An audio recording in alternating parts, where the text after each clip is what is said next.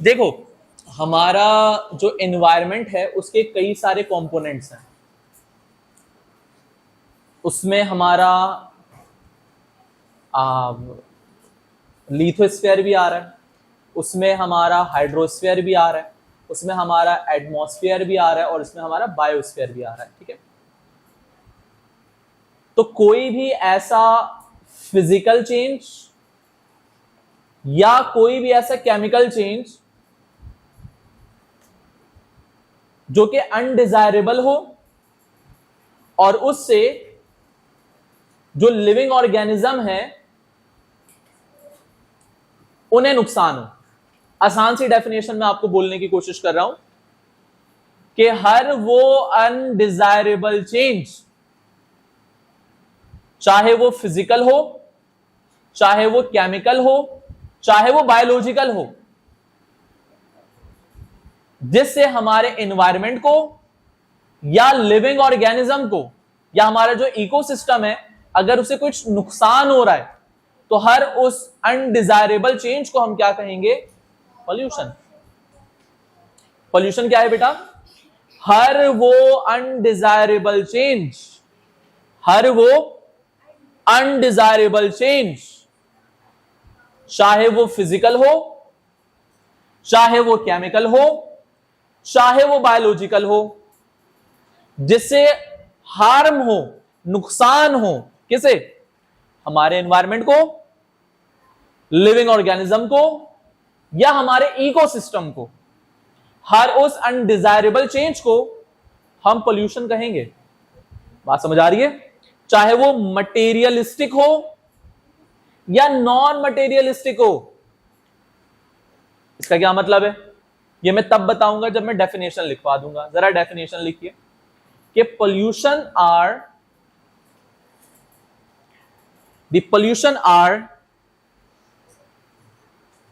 the undesirable change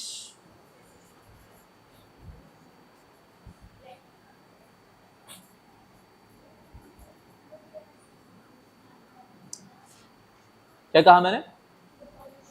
The pollution are the undesirable change in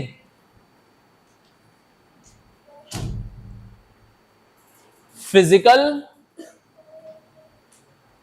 comma, chemical,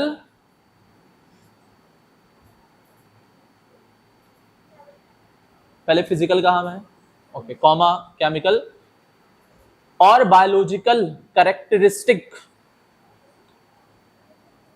biological characteristic of the environment, of the environment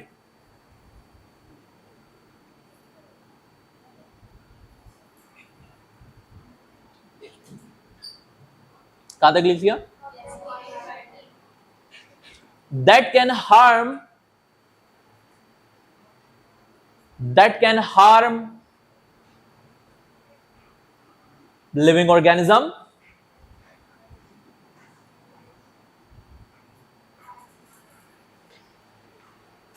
or the ecosystem.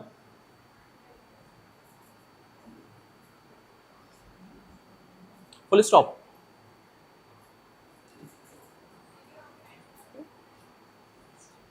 क्या समझ आया भाई? Pollution क्या है?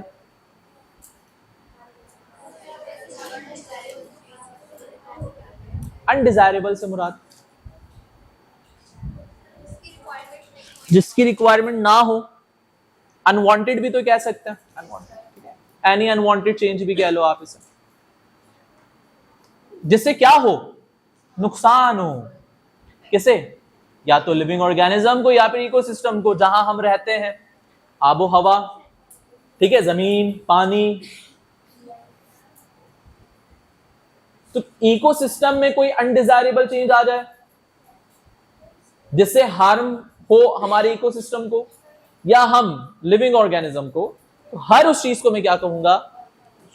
Pollution दो तरह की होती है, मटेरियलिस्टिक भी होती हैं और नॉन मटेरियलिस्टिक भी होती हैं। क्या मतलब हुआ इसका? मतलब मटेरियल नेचर की भी हो सकती है, मैटर भी हो सकता है और नॉन मैटर भी हो सकता है। ठीक है, मटेरियलिस्टिक से मुराद मटेरियल वाला, मैटर वाला, और नॉन मटेरियलिस्टिक से मुराद नॉन मैटर। तो दोनों तरह के पोल्यूशन हो सकते हैं। तो अगर आपके जहन में ये बना हुआ था कि पोल्यूशन कोई केमिकल होता है, तो पोल्यूशन सिर्फ कोई केमिकल नहीं होता बल्कि नॉन मैटर वाली चीजें भी हो सकती हैं। उसकी मिसाल मैं आपको देता हूं, लेकिन जरा एक और छोटी सी डेफिनेशन आपको करवा दूं, जिसे हम कहेंगे पॉल्यूटेंट्स। भाई पॉल्यूशन समझ गए तो पॉल्यूटेंट भी समझ जाओगे। पॉल्यूटेंट क्या है बताओ? जो पॉल्यूशन क्रिएट करें, करेक्ट, इस तरह के सब्सटेंस जो पॉल्यूशन क्रिएट करें। तो आप लिखो pollution are substances, sorry pollutants are substances. Heading लगा लो तसल्ली से, फिर मैं लिखवाता हूं। Pollutants are the substances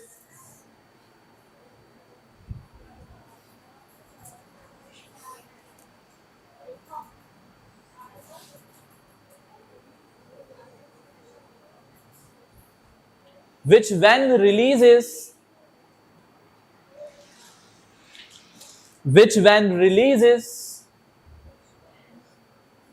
into the environment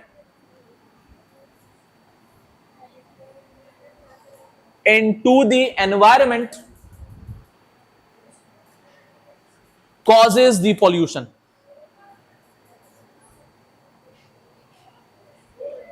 Causes the pollution.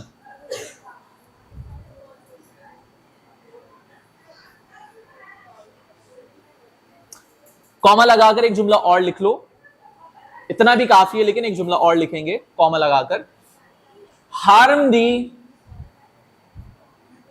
Environment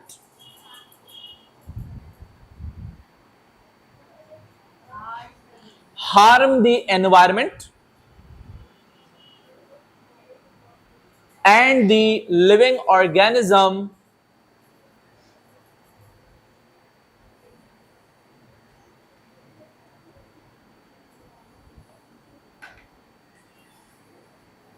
full stop. क्योंकि मैंने पोल्यूशन को पहले ही बयान कर दिया है, तो सिर्फ पोल्यूशन लिख देना ही काफी है कि पोल्यूशन का मतलब क्या है। तो पोल्यूटेंट क्या कर रहे हैं बेटा? पोल्यूशन क्रिएट कर रहे हैं, और पोल्यूशन क्रिएट करने से मुराद हमारे एनवायरनमेंट को कॉन्टेमिनेट कर रहे हैं, खराब कर रहे हैं, बिगाड़ रहे हैं, या फिर लिविंग ऑर्गेनिज्म को हार्म पहुंचा रहे हैं, नुकसान पहुंचा रहे हैं।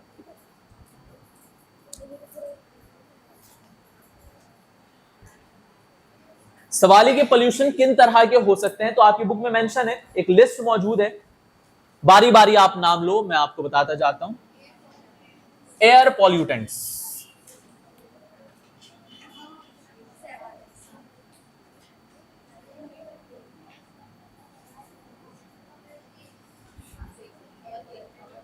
Air pollutant,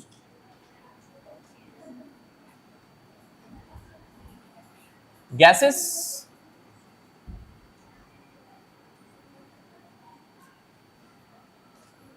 produced by vehicles,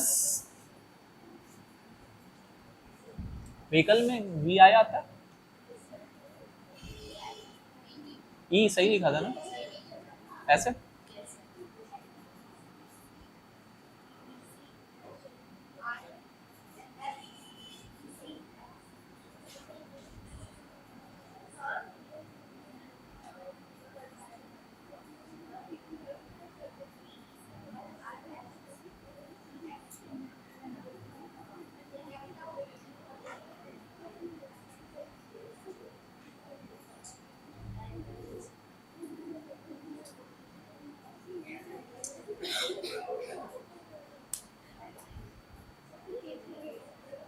क्या हो गया भाई? ये भी पोल्यूशन कहलाता है, अभी बताता हूं।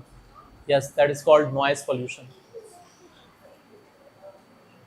तो एयर पॉल्यूटेंट्स या एयर पॉल्यूशन जो है वो किसकी वजह से क्रिएट हो रहा है? उन हार्मफुल गैसेस की वजह से या उन हार्मफुल पर्टिकुलेट मैटर की वजह से, जिसे शॉर्ट में पीएम भी कहते हैं, प्राइम मिनिस्टर वाला नहीं, पीएम, पर्टिकुलेट मैटर। ठीक है,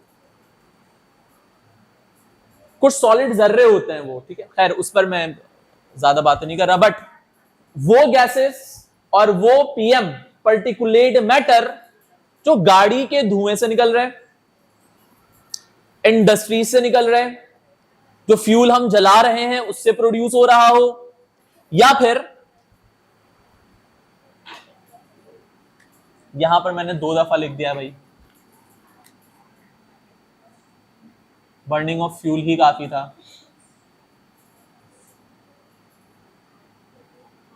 and crops.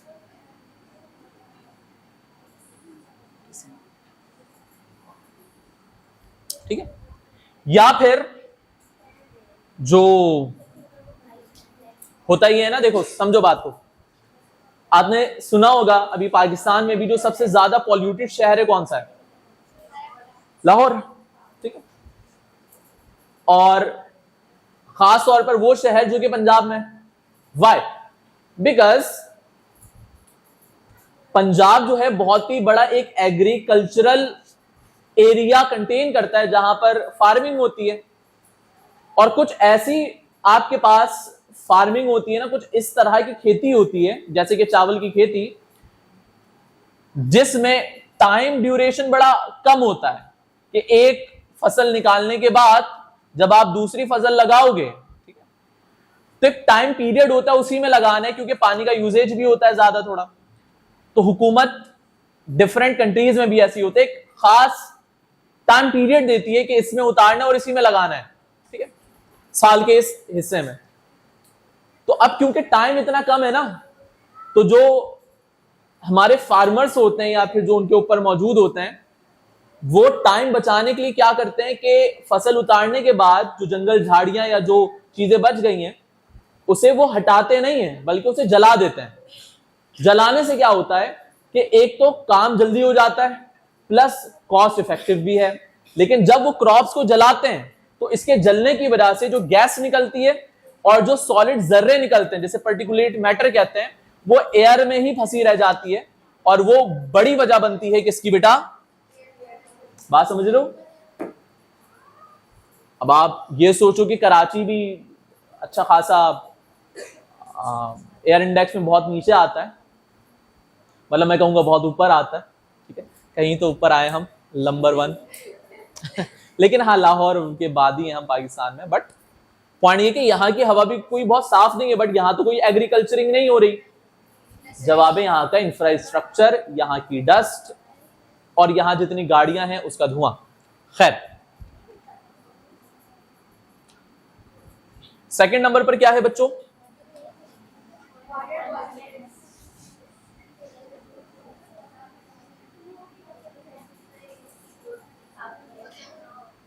Water pollutant.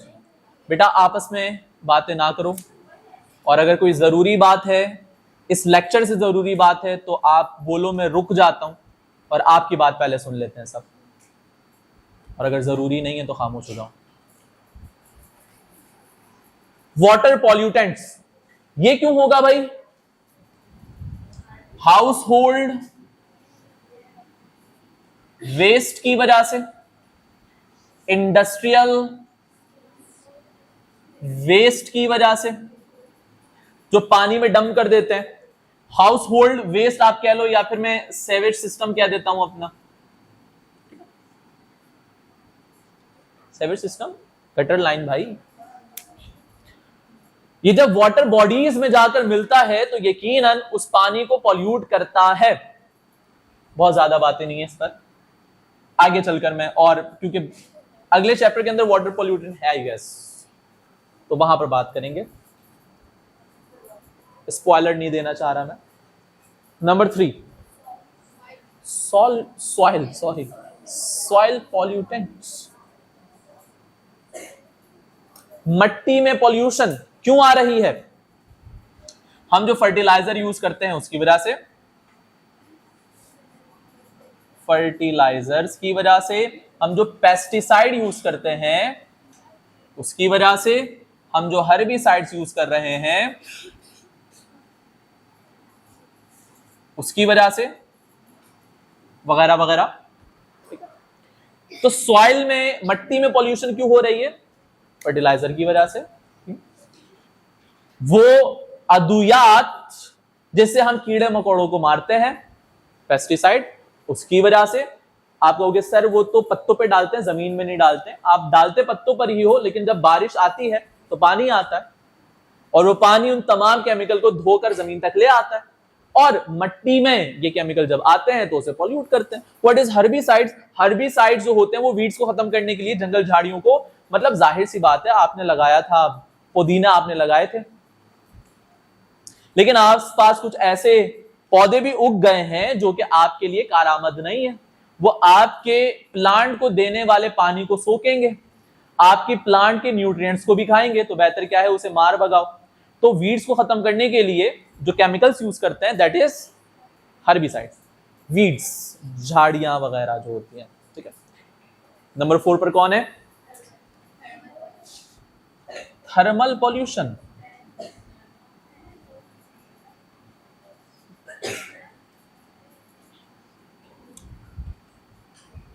Hot water produced by industries. भाई इंडस्ट्रीज के अंदर गर्म पानी मौजूद होता है क्यों मौजूद होता है भाई? डिफरेंट इंडस्ट्रीज होती है जहां पर हम बॉयलर को ठंडा करने के लिए पानी का यूज कर रहे होते हैं, और जब बॉयलर को ठंडा करने के लिए पानी का इस्तेमाल करोगे तो फिर वो पानी जो बॉयलर की हीट है अपने अंदर एब्जॉर्ब करेगा, पानी का टेम्परेचर बढ़ेगा, और जब उस गर्म पानी को हम समुद्र या किसी वाटर बॉडी में डिस्कार्ड करेंगे तो वहां के पानी का भी टेम्परेचर क्या होगा? बढ़ेगा, जिसकी वजह से जो एक्वाटिक लाइफ है या जो मछलियां वगैरह हैं उन्हें तकलीफ होगी इस बात से। ऐसे ही होगा ना। और भी डिफरेंट तरह के यूज केस होते हैं गर्म पानी का, जैसे कि जो क्या कहते हैं, रेडियो एक्टिव जो न्यूक्लियर प्लांट्स होते हैं वहां भी पानी का यूज किया जाता है उन्हें ठंडा रखने के लिए, या फिर डिफरेंट तरह की इंडस्ट्रीज होती हैं गर्म पानी का यूज किया जाता है वहां पर। तो जब इन गर्म पानी को कहां पर भेजा जाता है बेटा? किसी वाटर बॉडीज की तरफ, तब जो पोल्यूशन होती है दैट इज थर्मल पोल्यूशन। और भाई ओ माय गॉड,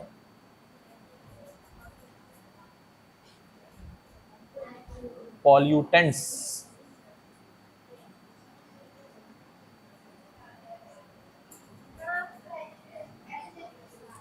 क्या क्या? रेडियो एक्टिव एक नहीं होते, बहुत सारे होते हैं। फ्रेंशियम बहुत सारे होता है। Radio active pollutants, radio active pollutants क्या होते हैं बेटा?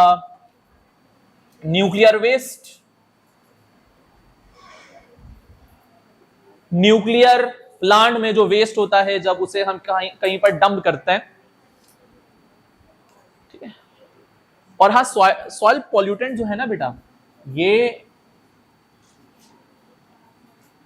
क्या कहते हैं इसे, जो वेस्ट होता है आप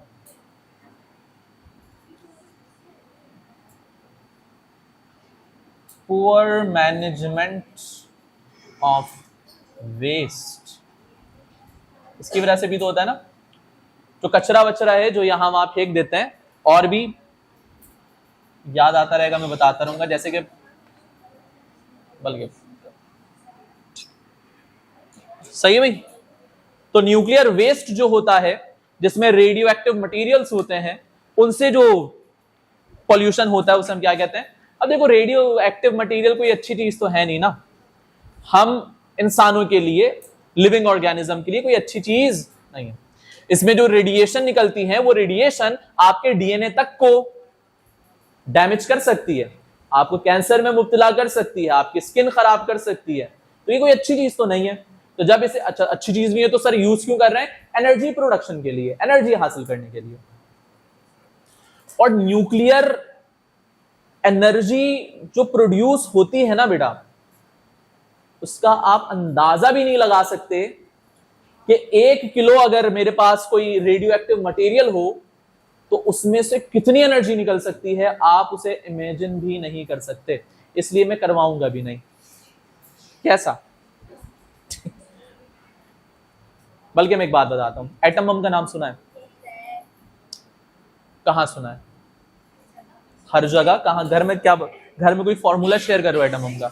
हर जगह। किसकी बात आती है? वॉर की बात आती है तो एटम बम की बात होती है।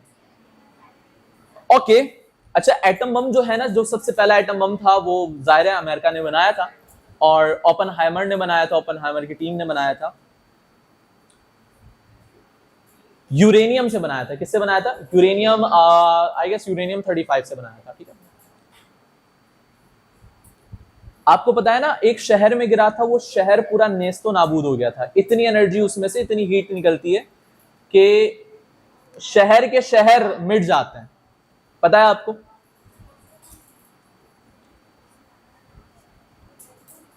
आपको क्या लगता है कितना वजनी होगा वो बम जिससे पूरा शहर बर्बाद हो जाए? कितना वजनी होगा? कितना यूरेनियम होगा उसमें? 1000 किलो, 2000 किलो, 10,000 किलो? कितना? 20,000 किलो, 50,000 किलो? कितना कितना वजन होगा? कितना यूरेनियम होगा पूरे शहर को खत्म करने के लिए उस एक बम में? अंदाजा बताओ। हाँ भाई, 20,000, 30,000, 40,000, 50, कितने हजार किलो होंगे? जरा सोचो, पूरे शहर को खत्म करना है, कितना कितना यूरेनियम चाहिए उसके लिए? तो शायद आपको हैरानी होगी, सिर्फ 24 या 23 किलो यूरेनियम इस्तेमाल किया था, जिसमें से फटा सिर्फ 6 किलो था। तो आप अंदाजा करो, 6 किलो या 6 पाउंड, जो कि करीब कोई 2.5-3 किलो बनेगा अगर पाउंड हो तो, जहां तक मुझे याद है 6 किलो। तो सिर्फ 6 किलो यूरेनियम से इतनी एनर्जी निकली कि पूरा शहर ही बर्बाद हो गया। तो अंदाजा करो कि रेडियो एक्टिव मटेरियल जो होते हैं वो हमें किस हद तक एनर्जी प्रोवाइड कर सकते हैं। तो इसीलिए हम उसका इस्तेमाल करते हैं कंट्रोल्ड एनवायरनमेंट में, ताकि उसकी अंदर जो एनर्जी है उसका इस्तेमाल हम एनर्जी प्रोडक्शन के लिए करें। अपनी बात समझ आ रही है? और फिर उसके बाद कुछ वेस्ट भी तो निकलता है ना, फिर उस वेस्ट को कहीं डंप भी तो करना है। जमीन में फेंकेंगे तो भाई ये हो जाएगा, ठीक है, और पानी में डालेंगे तो वो हो जाएगा, लेकिन उन दोनों को फिर आप क्या कहोगे? रेडियो एक्टिव पॉल्यूटेंट्स, क्योंकि रेडियो एक्टिव मटेरियल की वजह से हो रही है। और मैं आपसे जानना चाहूंगा, 9th क्लास में आपने पढ़ा था, रेडियो एक्टिव मटेरियल क्या होता है?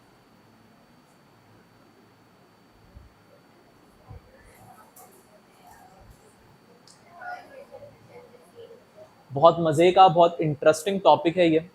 नाम सुना है आप लोगों ने? 9th क्लास में था या मैं झूठ बोल रहा हूं? था। ओके, क्या डिटेल में तो कुछ नहीं होता ना बेटा, सिर्फ डेफिनेशन होगी। मतलब कुछ तो था। क्या था? यूरेनियम फ्रेंचियम था, बस, और कुछ नहीं था। बट व्हाट इज, बल्कि छोड़ो, जाने दो। अगला बताओ मुझे। नॉइस, इससे तो आप सब वाकिफ हो।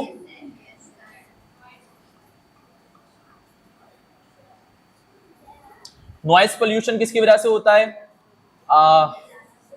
व्हीकल की वजह से, व्हीकल साउंड, और मैकेनिकल, कोई मशीनरी आपस आसपास चल रही हो, ठीक है, और स्टूडेंट्स ऑफ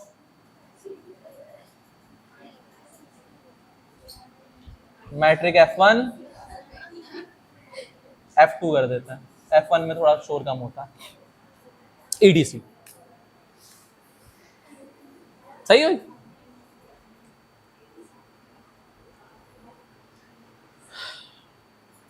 तो व्हीकल आपको पता है, गाड़ियों का आवाज, कोई मशीन चल रही है, खास तौर पर ये जो है ना आपके पास, मैट्रिक F2 वाले ऑफेंड हो जाएंगे। होने दो, मेरा क्या जा रहा है। ठीक है, और क्या कह सकते हैं? और ट्रैफिक वो गाड़ियों वाला आ गया ना।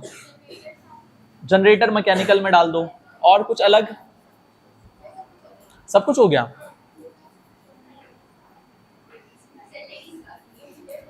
लेडीज बाकी है, जब तो लिखा है बेटा matric female 2, F is for females. तो आपकी सजेशन, भाई मैंने कुछ नहीं कहा, इन्होंने कहा है, तो वही मैं बता रहा हूं, ठीक है। मैं तो F2 क्लास लिख रहा था, आपने याद दिला दिया F का मतलब क्या है। बहरहाल, और कोई नॉइस पोल्यूशन, और कोई नॉइस पोल्यूशन नहीं है। हाँ, मैं एक वर्ड यूज कर रहा था, खास तौर पर जो नॉइस पोल्यूशन है ना बेटा, ये अर्बनाइजेशन की वजह से होती है। किसकी वजह से? अर्बनाइजेशन से मुराद, अर्बनाइजेशन से मुराद अर्बनाइजेशन से मुराद होता है शहरी इलाके, जहां शहर होता है वहां इंडस्ट्रीज भी होती है, वहां गाड़ियां भी होती हैं। तो बेसिकली इन सारी चीजों को अगर मैं इकट्ठा करके बताऊं तो मैं कहूंगा नॉइस पोल्यूशन एक्चुअली अर्बनाइजेशन की वजह से होता है। अर्बनाइजेशन मतलब शहरी जो इलाके होते हैं उसे अर्बन कहते हैं। और light pollution,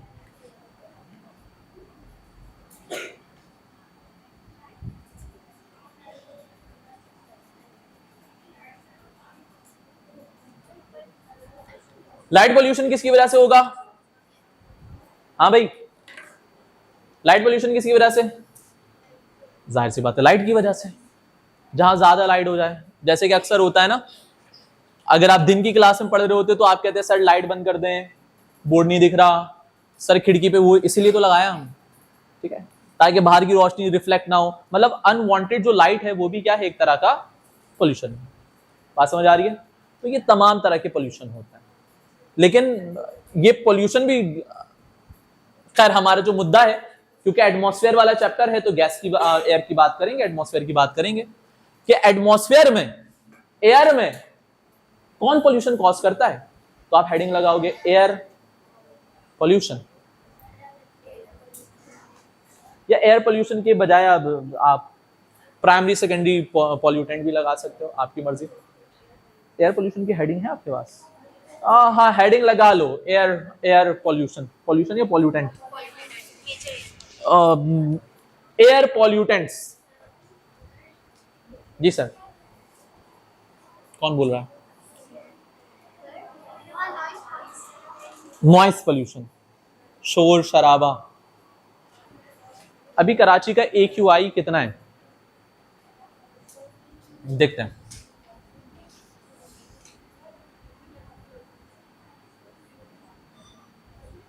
Karachi AQI today,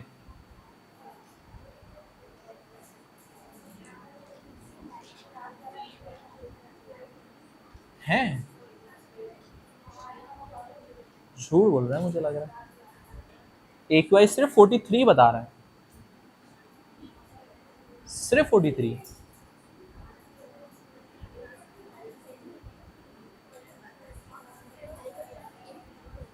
Lahore कलंदर में क्या चल रहा है देखें।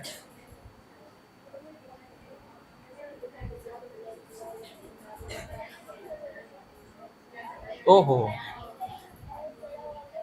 कराची की हवा तो बहुत साफ है भाई। लाहौर में 127 है फिलहाल, और कराची में सिर्फ 43। चलो अच्छी बात है, स्टार्ट करें भाई। एयर पॉल्यूटेंट दो तरह के होते हैं। कितने तरह के? एक को कहते हैं प्राइमरी पॉल्यूटेंट, एक को कहते हैं सेकेंडरी पॉल्यूटेंट। एयर पॉल्यूटेंट दो तरह के होते हैं। कौन कौन से? प्राइमरी पॉल्यूटेंट्स और सेकेंडरी पॉल्यूटेंट्स। पहले ओवरऑल बात समझते हैं, उसके बाद लिखेंगे। देखो, प्राइमरी पॉल्यूटेंट वो होते हैं जो कि डायरेक्ट किसी सोर्स से आ रहे हो, जैसे कि गाड़ी के फ्यूल से जो जल रहा है उससे, ठीक है, जो घर का एग्जॉस्ट है, चूल्हा वूल्हा वगैरह वगैरह, लकड़ियां भी जलाते हैं, तो डायरेक्ट जो सोर्स से प्रोड्यूस हो रही है उसे हम क्या कहेंगे? Primary pollutant.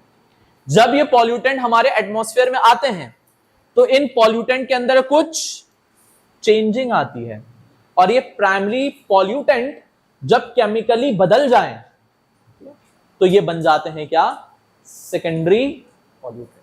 Primary pollutant direct source से आते हैं, और अगर कुछ केमिकल एक्टिविटी की वजह से ये प्राइमरी पॉल्यूटेंट चेंज हो जाएं तो वो सेकेंडरी बन जाते हैं। मतलब सेकेंडरी पॉल्यूटेंट वो पॉल्यूटेंट होते हैं जो कि बनते हैं किससे, प्राइमरी पॉल्यूटेंट से। और प्राइमरी पॉल्यूटेंट कहां से आता है, डायरेक्ट सोर्स।